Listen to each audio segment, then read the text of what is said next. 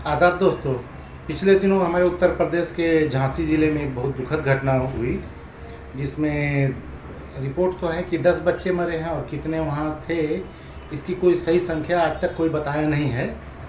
और इस पर बहुत वीडियो आए, खबरें आई हैं। अब तो बहुत कुछ ज़्यादा बढ़ा चढ़ा के बताया जा रहा है, चीज़ों को डाइवर्ट भी करने की कोशिश की गई, लेकिन कुल मिला के खबर बहुत ही दर्दनाक थी।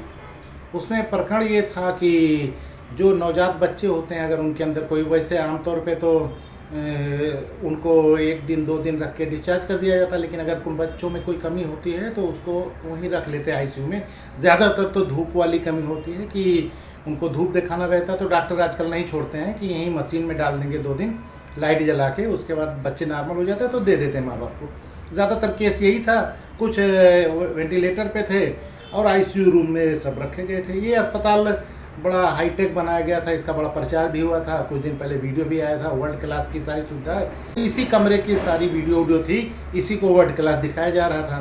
तो लोग बताते भी नहीं, लेकिन सच्चाई ये है कि 40 बच्चों की देख रेख के लिए सिर्फ वहाँ एक नर्स थी और डॉक्टर वगैरह सब घर चले गए थे। कोई वहाँ इमरजेंसी भी रहता नहीं, हॉस्पिटल बड़ा है तो वहीं पे रेजिडेंस भी है सबका। तो सिर्फ वो एक नर्स थी। कोई ऑक्सीजन का पाइप लीक था, तो नर्स की गलती ने जानबूझ के उसने ऐसा नहीं किया, उसे नहीं पता था कि आग लग जाएगी। उसने सोचा माचिस से थोड़ा गर्म करके इसको चिपका दें। उसने गर्म किया चिपकाने के लिए, लेकिन वो उसमें आग पकड़ ली।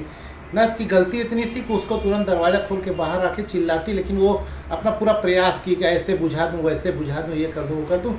उसमें वो वहाँ फंसी रही और फिर जब बाहर आई तब तक धुआं बहुत फैल गया था। पीछे का एक दरवाज़ा था, उसमें लॉक लगा था, इधर के दरवाजे से कोई घुस नहीं सकता था, क्योंकि हॉस्पिटल का जो मेन गेट था वो बंद किया गया था, क्योंकि सबको बाहर निकाल दिया गया था। अब वो शीशे की आईसीयू का कमरा था, शीशे खिड़की थी।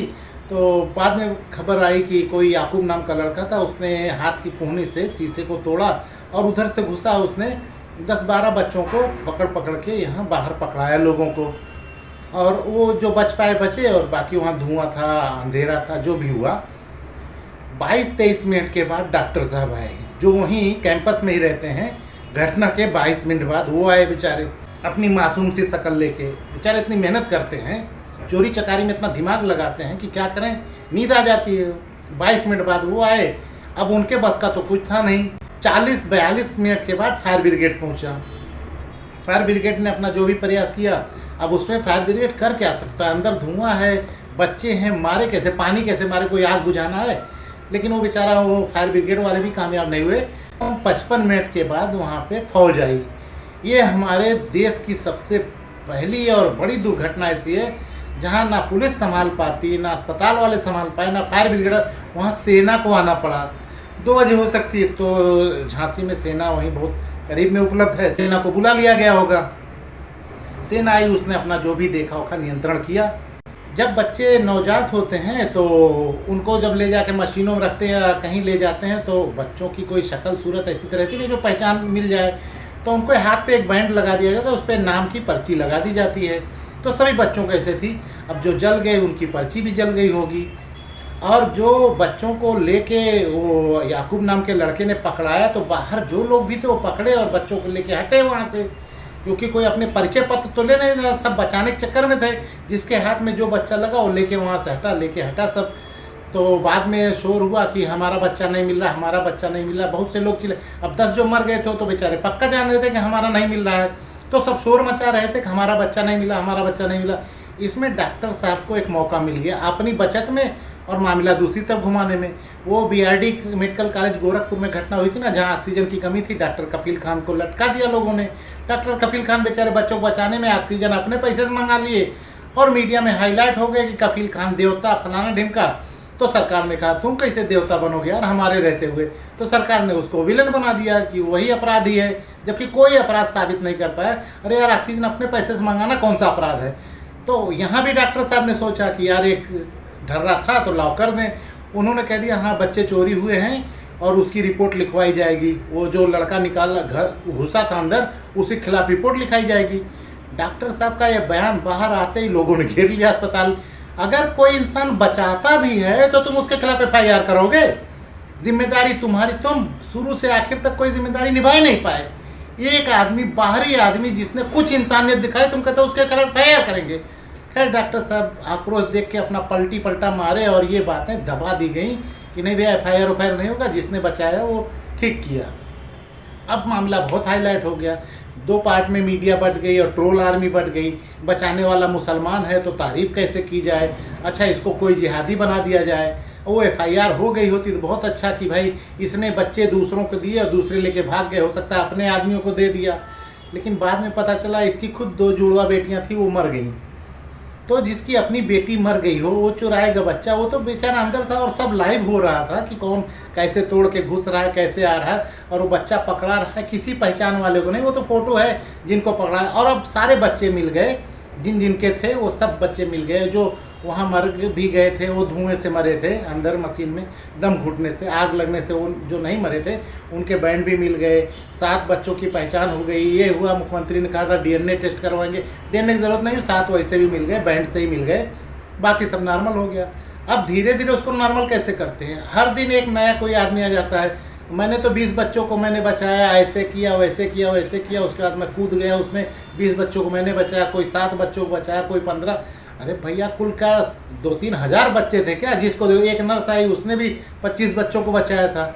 थे कुल 40 बच्चे और 10 मरने की खबर गवर्नमेंट ने दी है, बाकी बचने की खबर दी है। उसमें 12-13 को इसने निकाला था, याकूब ने, बाकी मेन गेट से निकाले गए थे। और जो लोग भी आए, मिलिट्री वाले आए, डॉक्टर आए, फायर ब्रिगेड वाले आए। लेकिन अब जो रोज़ एक कहानी आती कि मैंने बचाया मैंने बचाया, इस वीडियो को बनाने के पीछे मेरा मकसद सिर्फ ये था कि ये जो डॉक्टर साहब है ना, अपनी चोरी दूसरे के ऊपर लगाने का और एक फॉर्मेट पा जाते हैं। बीआरडी कॉलेज में ऐसे हुआ था कि नाम डाल दिए और मुसलमान था तो उसको लटका दिए और सारा गुनाह उन्हीं के ऊपर, जबकि गैस मंगाने वाले का गुनाह था कि गैस क्यों नहीं मंगाया, टेंडर क्यों कैंसिल हुआ, क्या सौदेबाजी थी ना। जिसने गैस मंगा के, ऑक्सीजन मंगा के लोगों की जान बचाई अपने पैसे से मंगा के, उसी को आरोपी बना दे। डॉक्टर साहब सोचे यहाँ भी बना दें। अच्छा ये तो सही है, आईसीयू से कोई बाहरी आदमी बच्चा उठा के किसी को नहीं दे सकता, कानूनन तो ये जुर्म हो गया। लेकिन घटना नहीं देखा क्या तूने कि उस वक्त बाहरी क्या, कौन चोर कौन डाकू, कोई किसी को भी बचाए। और अगर तुम मुकदमा लिखा देता, सारे बच्चे तो मिल गए, कोई नहीं गायब हुए। वहाँ से लेके लोग हट गए थे उस वक्त, और लोग जो इनके बच्चे नहीं मिले थे वो चिल्ला रहे थे, रो रहे थे, हमारा बच्चा गायब हो गया, हमारा बच्चा नहीं मिला। मिल गए ना सब, और तुझे तो हम एफआईआर कराएंगे। तो अपनी चोरी देखते नहीं। पुराना आग बुझाने का यंत्र रखे हो जो डेट एक्सपायर है, उसको तुरंत बदल के नया लेके आ गए। अरे तुम्हारे बदलने से होगा यार, पूरे प्रदेश में सब डेट एक्सपायर चीज़ें लगी हैं, तुम एक बदल के क्या कर लोगे। लेकिन ठीक है, और एक दिन पहले का वीडियो नहीं है, उसी दिन का वीडियो है ना कि डेट एक्सपायर थी। लेकिन ठीक है, तो ये एक ट्रेंड चल गया है कि अपनी गलती किसी के ऊपर लगा दो। अब देखते हैं कि इसमें जांच में क्या होता है, क्योंकि जांच तो बदल गई। जांच में क्या हुआ है, एक तो मंत्री जी हमारे भागे भागे गए फोटो फाटा खिंचाने, तो वहाँ चूना गिरा दिया गया था। तो चूना पे लोग ऑब्जेक्शन करने लगे, तो मंत्री जी ने कहा कि हमने डीएम से कह दिया ये बर्दाश्त नहीं है, किसने चूना कराया उसकी जांच करके कार्रवाई करो। अरे भैया चूना हटाओ यार, पहले वो बच्चों की जान जिसकी वजह से गई उसको फांसी दो, चूना वाले करके फिर एक चपरासी को सजा दे के बता दो कि झांसी मेडिकल कॉलेज में जांच पूरी हुई, एक चपरासी को जो चूना गिराया तो उसको सजा दे दी गई। चूना थोड़ी ना यार, कत्ल का अपराध है, वहाँ मर्डर हुआ है, 10 नवजात बच्चों की जान गई है, जल के मरे हैं, उसमें जो हो उसके खिलाफ मुकदमा दर्ज हो, उनको सजा हो, सजाए मौत की सजा दी जाए। लेकिन देखते हैं क्या होता है, नज़र रखेंगे, फिर आगे जैसा रहेगा बताएंगे।